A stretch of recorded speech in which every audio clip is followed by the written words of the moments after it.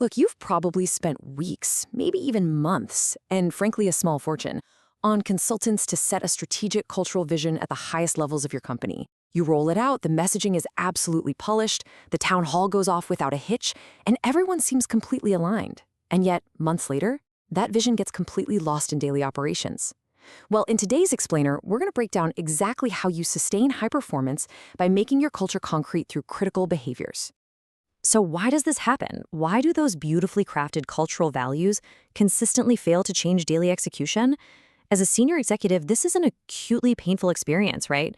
You send all the right signals from the top, you communicate your strategy with absolute clarity, and then you look down into the ranks and see literally no change in how the work actually gets done.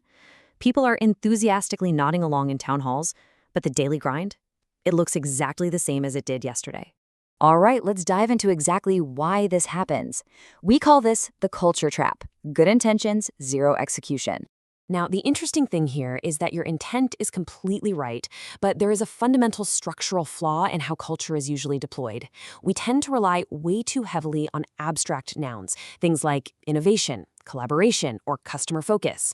And hey, these words sound fantastic in a boardroom. They look great on a company poster, and yes, for sure, they are directionally useful, but they simply do not change daily habits.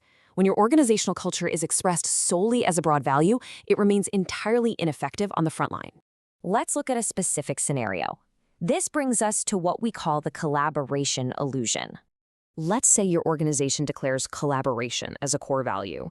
You push the message constantly. Yet, despite all that messaging, collaboration doesn't actually improve. The crucial point here? Your teams aren't actively ignoring you. It's not about malicious intent or resistance or people just being lazy. It is a massive lack of clarity on what collaboration actually looks like in everyday practice. They hear the buzzword, but they are entirely missing the action. Think about it this way. You communicate this lofty aspiration of collaboration, but the reality of your operations is a completely different story. Meetings are still dominated by functional turf wars. Information is being hoarded. And perhaps most damaging to your execution speed, decisions are constantly being escalated right back up the chain to you rather than being resolved across teams. This sluggish, siloed reality is what actually exists beneath your executive vision. So how do we fix it? We move on to defining critical behaviors.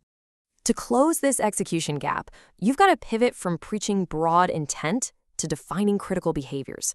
We're talking about highly specific, observable actions that directly support your strategy.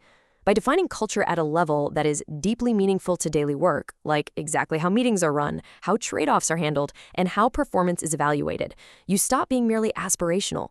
You start shaping real action, because you are finally giving your managers and teams a very clear reference point.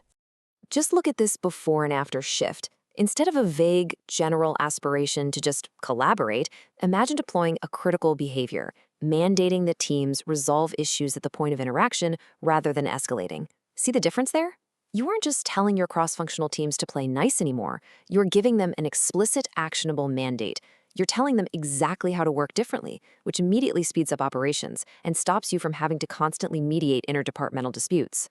Other examples could be sharing information proactively across teams or aligning on enterprise outcomes before optimizing for a specific function. They're totally observable and absolutely actionable. But there is a catch. This requires what we call the discipline of focus. You cannot change everything at once. Actually, scratch that. Attempting to roll out a laundry list of 20 new behaviors will entirely dilute your strategic impact and just frustrate everyone. High-performing organizations exercise relentless discipline by identifying just a few critical behaviors that matter the most for execution. So how do top-tier organizations manage this? First, they identify that small, tight handful of critical behaviors. Second, they explicitly link those specific behaviors directly to their strategic priorities. And third, they reinforce them relentlessly through their own leadership actions. These targeted constraints are exactly what allow top organizations to drive adoption, because it's just a few things. Your workforce can actually remember them, and more importantly, leadership can ensure these behaviors actually stick. Okay, let's bring it all together. Let's talk about bridging intent and execution. When you replace cultural ambiguity with extreme behavioral clarity, you unlock what's known as the execution dividend. Because expectations are suddenly explicit, your teams spend way less time interpreting what you meant. That naturally leads to much faster decision-making. Accountability becomes crystal clear because you're measuring observable actions, not vague attitudes. And, perhaps most importantly for your bottom line, misalignment is surfaced earlier and addressed much more directly. Basically, your teams spend less time guessing and way more time executing the strategy. Ultimately, sustaining high performance requires you to build an explicit bridge. Critical behaviors are that bridge. They are the key to ensuring your strategic vision doesn't just die in a corporate PowerPoint deck, but actually walks right into the daily reality of your workforce. Now, as you take this away to revamp your own culture strategy, I want you to ask yourself one highly provocative question. You've defined the critical behaviors, but are your management systems quietly undermining them? Think about it. It's one thing to mandate new actions, but if your compensation, your promotions, or your reporting systems still secretly reward the old habits, you are going to hit a brick wall. It's a massive blind spot for executives, and it's exactly what we will be exploring in our next explainer. Keep that question in mind, and we'll see you next time.